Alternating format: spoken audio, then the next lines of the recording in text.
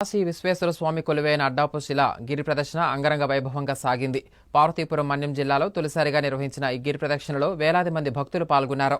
పార్వతీపురం శాసనసభ్యులు బోనెల విజయ్ చంద్ర గిరి ప్రదక్షిణను ప్రారంభించారు.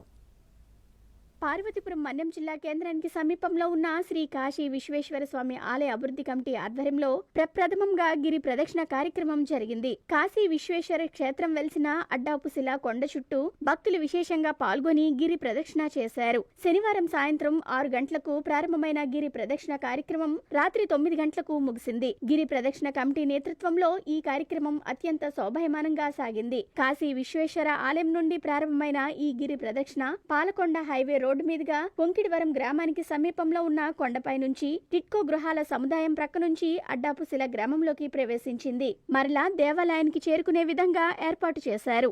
6 కిలోమీటర్ల మేర ఉన్న ఈ గిరి ప్రదక్షిణలో సుమారు 6,000 మంది భక్తులు పాల్గొన్నారు. పార్వతీపురం శాసనసభ్యులు బోనెల విజయ్ చంద్ర గిరి ప్రదక్షిణను ప్రారంభించారు. ప్రదక్షిణ అనంతరం భక్తులు కాశీ విశ్వేశ్వర స్వామివారికి సామూహిక ఆరతిని సమర్పించి ఆలయ కమిటీ వారు ఏర్పాటు చేసిన ప్రసాదాలను స్వీకరించారు. గిరి ప్రదక్షిణకు అనువుగా రోడ్డును సిద్ధం చేయడంతో ఆ ప్రాంతాన్ని విద్యుత్ దీపాలతో అలంకరించారు. స్థానిక లయన్స్ క్లబ్ సభ్యులు గిరి ప్రదక్షిణలో పాల్గొన్న భక్తులకు బిస్కెట్లు, తాగునీరు అందజేశారు.